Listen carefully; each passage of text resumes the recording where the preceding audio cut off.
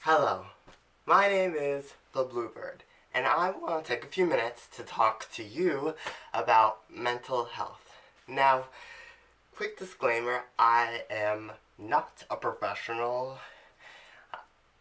Even though I took AP Psychology and I'm a psychology major, I'm not a professional and cannot give you concrete, specific advice. And also, there's no other way to say this, but trigger warning, because I will be discussing suicide.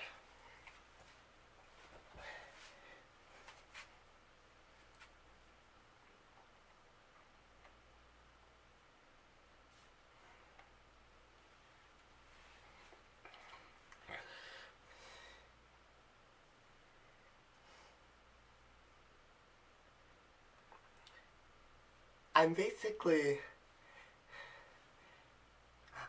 talking about my own experiences with depression and anxiety because I feel that our society needs to talk about mental health more. In the United States, 1 in 4 Americans suffers from a psychiatric disorder. And according to the World Health Organization, by the year 2020, depression will be the leading cause of disability worldwide. Now, on depression. People think that depression is just sadness, and while that is a hallmark feature, it's not all there is. Different people experience different symptoms. For me, it's a mix of sadness, apathy, emotionlessness, anger, and fear that has no external cause whatsoever.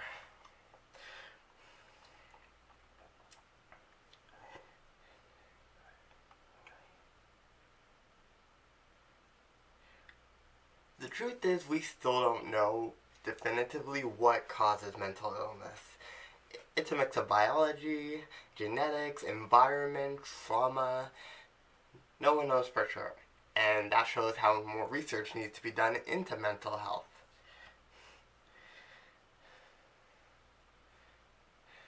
Depression and anxiety, which usually go hand in hand, affect every aspect of my life. It's there when I wake up, telling me all the things I should be afraid about, draining me of my energy so that I can't even get out of bed. It makes me lose my appetite during breakfast. It makes me isolate myself from others and forego close relationships with people. And it's there, weighing on my chest, making me toss and turn with all these anxious thoughts so that I can't sleep at night.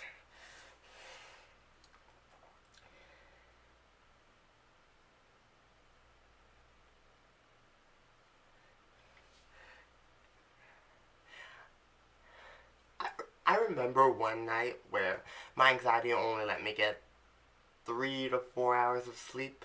The rest of it was just tossing and turning and the occasional look at my phone.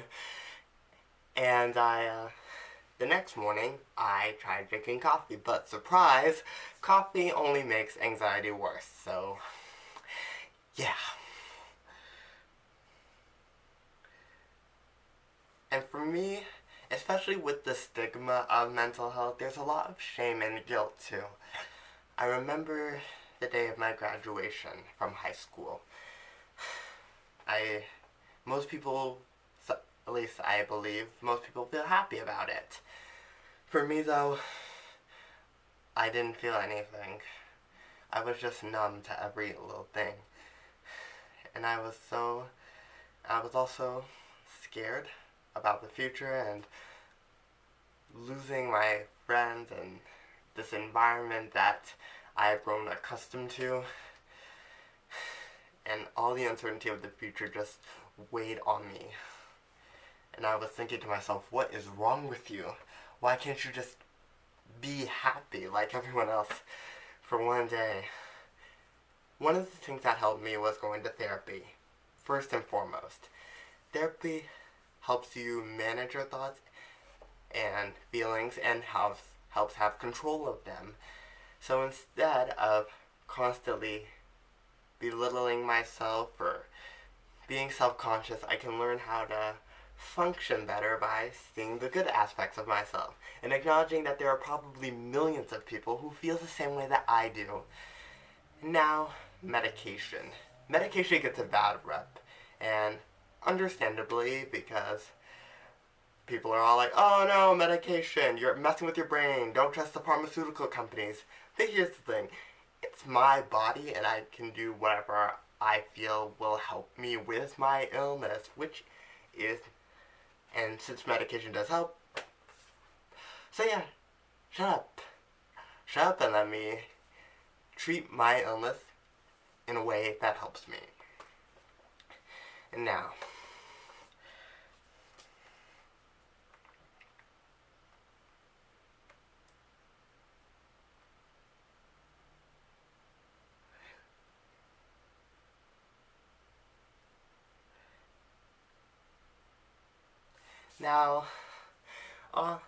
on the topic of suicide,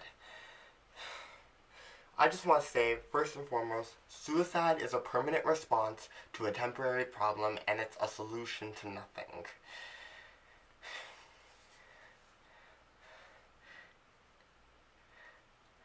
You know what? Let's take a minute to talk about the TV show 13 Reasons Why. Now, full disclosure, I read the book 13 Reasons Why and I loved it. And personally, I think that Catherine Langford, who plays Hannah Baker on the show, is an amazing actress and deserves all the praise that she gets. But the show is harmful. Really, really harmful in that Hannah Baker, who ends up committing suicide and creates 13 cassette tapes explaining the reasons why, revealing a history of bullying and slut-shaming, sexual assaults, which are all very serious issues that we also need to talk about.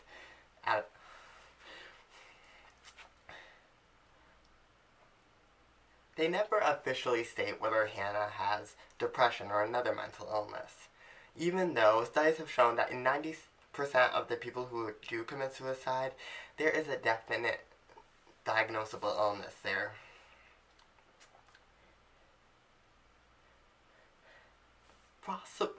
And let's not forget how the show completely...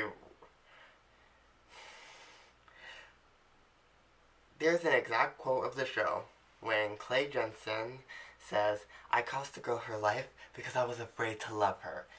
Now, a positive support network of friends, family, co-workers, and a licensed professional can help someone with depression, but one guy loving you isn't going to magically make all your problems disappear. It will not. And that is the truth. In the actual death scene in the book, it's implied she took pills, but on the show it has a graphic scene of Hannah slitting her wrists.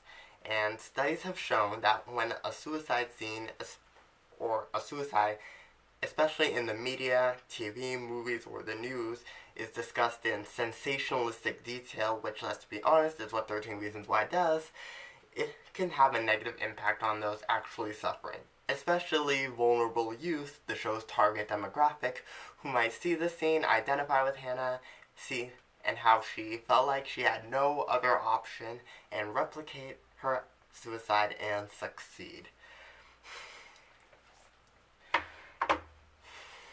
I am very passionate about this issue, and yes, I'm upset with this show, because back in January, I was hospitalized after a suicide attempt and spent 3 to 4 days on psychiatric hold in a hospital. So yes, this issue means a lot to me, as well as mental health. We as a society need to start a conversation, a positive conversation. We need to recognize that mental illness affects people of all demographics, and we need to make sure that when people ask for help, that they can get adequate help, and that will help them in the long run. We cannot be ashamed of it anymore, or write those problems off as being just in your head, or a matter of needing to think positively. We can't afford to think like that anymore.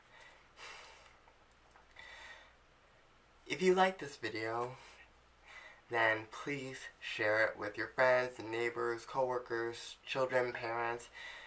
anyone, especially those who need it. And if you or someone you love is suffering, please seek help. I will put the link to several resources you can go to get help, as well as the National Suicide Prevention Hotline. Please take care of yourselves and know that there is hope. Thank you. Thank you for your time. Bye.